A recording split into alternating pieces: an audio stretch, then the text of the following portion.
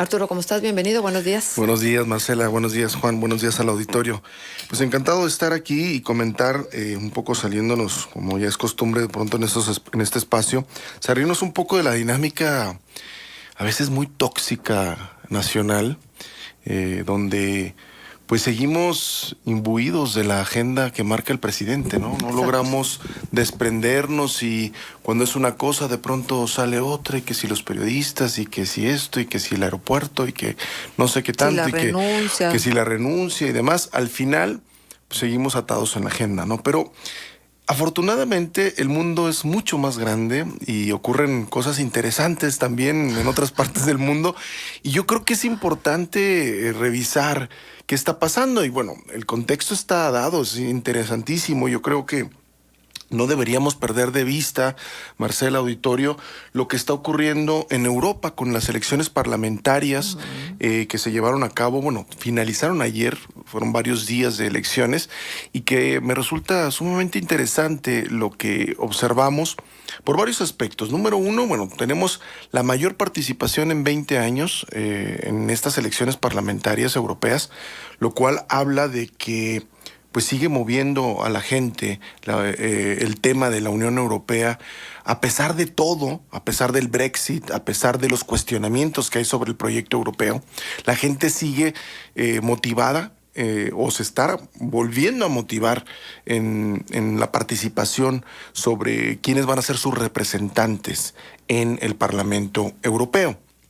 Hay que reconocer que la Unión Europea es un proyecto político, económico, sui generis. No existe otro en el mundo. Estamos hablando de una unión supranacional que va más allá de un simple acuerdo comercial como el que teníamos o que tenemos todavía con Estados Unidos y Canadá. Esto, la Unión Europea trasciende completamente eso, y por eso se vuelve luego complejo, y a lo mejor a la gente en la propia Unión Europea pues no le interesa mucho, le interesa más la política doméstica, pero no. Vemos que se incrementó considerablemente la participación en esta elección en comparación con la de 2014. Pero además cobra relevancia lo que vimos ayer, porque venimos de un contexto en el que ha crecido, no solo en Europa, en otras partes del mundo, estos movimientos ultranacionalistas, populistas, hay que decirlo tal cual lo que es, son movimientos populistas que están canalizando el descontento legítimo de un sector importante de esas sociedades para llevar agua a su molino, promoviendo cuestiones que creíamos ya superadas, sobre todo en Europa, promoviendo el ultranacionalismo, promoviendo la xenofobia, promoviendo la desconfianza política, promoviendo la segregación, promoviendo el temor a los diferentes. El enfrentamiento, por ejemplo, entre la polarización, por supuesto, el enfrentamiento dentro de la propia sociedad. Dividir y vencerán, ¿no? Sí, claro, es el divide y vencerás, que sigue vigente no solo allá, sino en todas partes y aquí en México. Y me llamó mucho la atención, por ejemplo, de las notas que observé, que en Reino Unido pues parece que ya no tienen remedio, ¿no? Ganaron los partidarios del Brexit en las europarlamentarias. O sea, la verdad digo, que se vayan, ¿no? O sea, yo creo que los europeos van a decir, ya que se vayan. Pero o sea, ya. Pero ya que se vayan, ya no los queremos, o sea, quieren separarse, váyanse ya, o sea, como sea. Y por otra parte vemos un resultado como muy diverso en varios países. Por ejemplo, en Francia le ganó Marine Le Pen a Emmanuel Macron. Sí. O sea, un golpe a Macron, el principal europeísta, uno de los más activos europeístas dentro de los mandatarios. Pero, por ejemplo, en España, la socialdemocracia con el PSOE se mantiene firme y crece incluso en fortaleza, ¿no? Pero un PSOE rejuvenecido, ¿te das Claro, cuenta? con Pedro Sánchez, por supuesto. O sea, hay toda una nueva generación encabezada por Pedro Sánchez que está ahí consolidándose. En Alemania hay golpe al partido de Angela Merkel, aunque se mantiene como la opción mayoritaria, pero bajando en porcentaje. Bueno, también es que el desgaste del ejercicio de la política ya empieza a notarse. ¿Cuántos años está ahí? 16 años Pues, en el poder yo digo, es bastantito, ¿no? Yo creo que ya fue suficiente. Hay también. resultados así muy interesantes, pero en el caso particular de Alemania me llamó mucho la atención que hace unos días el diario El País publicó un reportaje sobre una ciudad que pues no tenemos en el radar, que se llama Münster o Münster con diéresis. Esta ciudad se encuentra en Westfalia, está muy cerca ya de Holanda, es una ciudad histórica. Ahí se firmó la Paz de Westfalia en 1648, que fue, digamos, el tratado que le dio todo este contexto de nuevo sistema internacional de defensa de la integridad territorial, y es cuando los estados europeos se pusieron de acuerdo y sentaron las bases de lo que llamamos hoy el Estado Nacional. Si hoy el mundo está conformado por estados nacionales con integridad territorial, se lo debemos a ese tratado que se firmó en esta ciudad de Münster. Esta ciudad tiene unos 320,000 habitantes apenas, es una ciudad muy industriosa, una ciudad donde combina mucho la industria tradicional con el sector servicios y sobre todo este nuevo sector de emprendedores que pues están revolucionando en algunas ciudades la economía. Y me llamó mucho la atención porque planteaba este artículo del País como a Münster como la ciudad irreductible, en donde el ultranacionalismo que está creciendo en Alemania y en varias partes de Europa no ha crecido, se ha mantenido todavía de forma marginal. Entonces se dieron a la tarea de preguntar, bueno, ¿qué está pasando en esta ciudad con el contexto que estamos observando?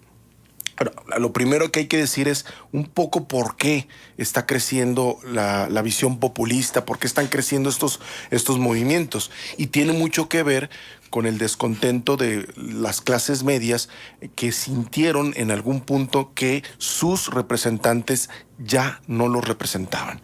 Y tiene mucho que ver con la preeminencia que se le ha dado en los últimos 40 años al gran capital sobre el estado de bienestar. Pero espera, entonces, ¿a ti te parece que todos estos movimientos están encabezados por las clases medias?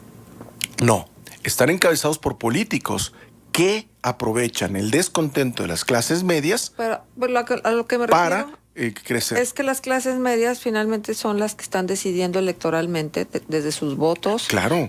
Las propuestas de los políticos, ¿no? Por supuesto, pero estas clases medias son, por ejemplo, las de los trabajadores, digamos, de los sectores tradicionales que han comenzado a ver sus beneficios sociales mermados. Pero, y que se les vende la idea no de que se trata de una situación en donde el Estado ha fallado, sino que están señalando, por ejemplo, que los inmigrantes son los culpables.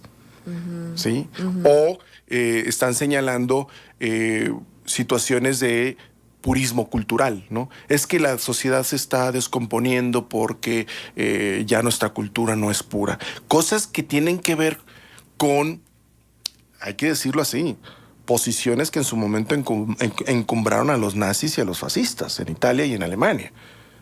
O sea, estamos observando los argumentos sobre situaciones similares a las que vivimos hace 80 años. Sí, pero fíjate, creo que es muy importante porque cuando hablamos de clases medias, luego es muy diferente la concepción de clase media que tenemos en el país, en México, al que se tiene en muchos países europeos.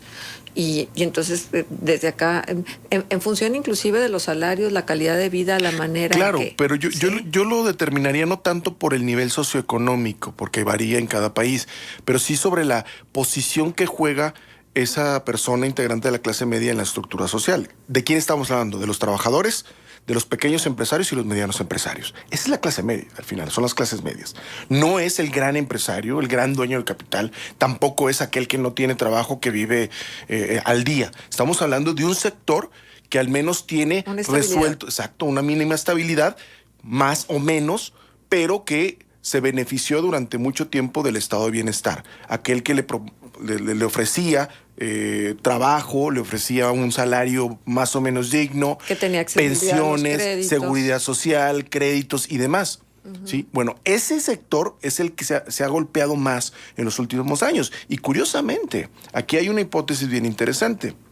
Si bien en estos 40 años se ha disminuido en todo el mundo la pobreza extrema, la pobreza en general no ha disminuido. Y lo que hemos visto es que las clases medias, algunos sectores se han pauperizado, claro. Sí. Entonces, esto nos lleva a pensar que sobre las clases medias ha recaído principalmente la lucha contra la extrema pobreza. Claro. Y estas clases medias son las que en todo el mundo están diciendo nos han fallado. Y vemos cómo surgen en este contexto estas figuras con estas visiones arcaicas, francamente antisociales, incluso algunas, ¿no? Oye, Arturo, pero además hay que recordar que la clase media es una clase con cierto nivel de educación. Sí. Claro, depende también de qué factor juegue. Por ejemplo, hay clases medias en Estados Unidos con un bajísimo nivel educativo. Sí, pero en Europa es diferente. Y Exactamente, estamos en el contexto europeo. En Europa. Sí, depende mucho, pero varía, ¿no? Y todos son propensos, incluso por su educación, aunque tengan educación, son propensos a, digamos, caer en los brazos del miedo, de los prejuicios sobre todo y de la mala información. Pero bueno, volvamos al tema de esta ciudad de Münster que comentábamos que es una ciudad histórica. ¿Qué están haciendo ahí? ¿Por qué en esa ciudad no ha crecido esta visión populista de la política? Y hay asuntos bien interesantes. Yo pondría dos conceptos en principio. El primero, identidad colectiva, y el segundo, confianza en las instituciones. ¿Cómo se logra esto? Lo primero, y lo podemos ver ahí en las entrevistas de esta que se da en este reportaje, lo primero es que la ciudadanía se siente identificada como el colectivo que le da forma y le da vida a esa ciudad. O sea, en la medida en la que tú te sientes identificado completamente con la ciudad que te alberga, es que vas a poder, digamos, defender los principios básicos de esa ciudad. Para ello es muy importante que el gobierno, el ayuntamiento en este caso, deje a la sociedad civil espacios en los cuales se pueda desarrollar y en los cuales pueda contribuir a resolver los problemas.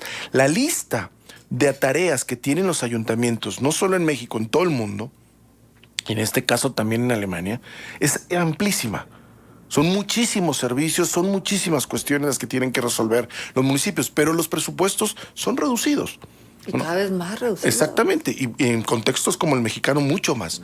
Bueno, la gran enseñanza de Münster es al final que el gobierno decide, no podemos solos, vamos a ceder espacios a la sociedad civil para que sea ella la que se organice y pueda sacar adelante muchos de estos temas. Oye, pero esta justificación también valdría para concesionar gran parte de los servicios que un municipio no puede prestar. Depende, yo creo que al final eso es algo que decide cada sociedad. Si es necesario, pues valga la pena. ¿Lo define la sociedad o lo define el gobierno en turno? Bueno, lo define el gobierno, pero al final creo que ellos como representantes de la sociedad se deberían... Es el problema. Exactamente. Ese es el problema. Pero digo, la solución no es igual para todos. No. Pero lo que sí el común denominador y lo que sí debemos tomar en cuenta es el tema de la participación ciudadana. Exacto. La confianza, ya estamos sobre el tiempo, rápidamente, la confianza en las instituciones. Obviamente, una sociedad que participa y que se siente parte de las decisiones del gobierno va a ser una sociedad que va a tener confianza en las instituciones. No puede ser de otra manera. Exacto. Y así vienen otros asuntos que se plantean allí. Lo publico hoy en las páginas de Siglo de Torreón para quien lo quiera consultar. Pero me parece bien interesante no perder de vista lo que está pasando en otros lados y que nos pueda servir a nosotros. Claro. No porque esté en Europa es tan distante. Luego nos damos cuenta de que somos más parecidos de los que pensamos, ¿no? Exacto.